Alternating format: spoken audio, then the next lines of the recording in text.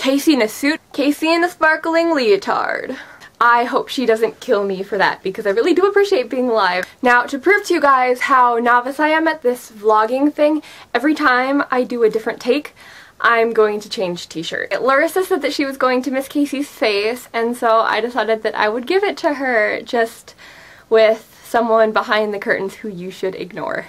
I guess we were talking about everything. And I know I threw out a couple punishments for Larissa and Dana because they had been suggesting that they kind of needed one, and I think I can let Casey explain them because, you know, they're kind of fun. Really funny, weird, odd, really bizarre punishments. So Alex was talking about how she doesn't really know about the Revolutionary War, and that's something that we kind of spend a lot of time on here in America. Like, obviously, like, it's our separation from England, and so for us it's kind of like the Revolutionary War. This is how our country started, this is our constitution, this is what we still use today to figure out whether laws are constitutional or not. In the reverse, we don't really learn much about Great Britain at all. We learn about them and how their kings were like super mean near the Revolutionary War to the United States, even though they actually weren't, where they were like, hey, you can do whatever you want, but then actually you can't anymore. And that's basically why we split.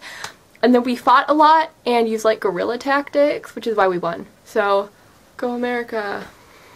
You guys are all so interesting, and I'm sitting here like I'm too busy to make videos. So this is really great because I get to make a video without actually having to like commit to anything. I'm gonna try and like channel Casey, which means that I'll probably be like stuttering a lot and wiggling my hands about and venting about historical precedent and stuff like that. So the topic that Casey set earlier this week, so I guess it was last week, was the incident of historical bias on history. Like, I'm sure all of you have a pretty good back history on Nazi Germany, Hitler, and his concentration camps. Meine Kampf leicht!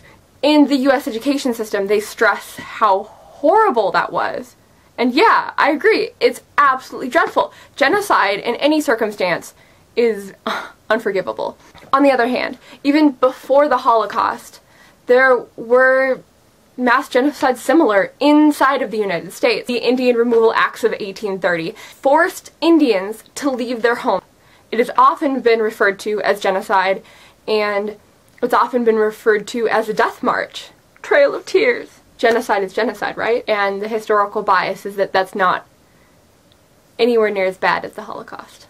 Whereas in reality, they have more similarities than most people see. And I'm just kind of curious, like, maybe it'd be better to have like a German perspective because they lost World War I and World War II. To everybody else, it's like obvious, you know, Germany's the enemy, oh no. And so in that way, I think it's really important to get all the information coming from all sides, so I'm really curious. So, I should find a German friend. That's what I'm going to do. Find a German friend. Circus costume! Woo, ah. I know one of the other topics that came up was the imperial system, because I've always kind of hated it. Actually, earlier this year we had a math test where we had to remember like how many like ounces were in a pound, and I was like, I have no idea, like I never remembered this stuff. And so I like raised my hand and I'm like, teacher, do you know this? And she's just like, well, of course I know it. And it's like, is it 14? And she's just like, yep. So I was lucky and guessed right, but I don't know, it's just a pain in the butt. I'd be perfectly happy if they just got rid of it, and that'd be wonderful. We should do that. We should just abolish it right now. Let's do it. Or you put Hitler in the closet!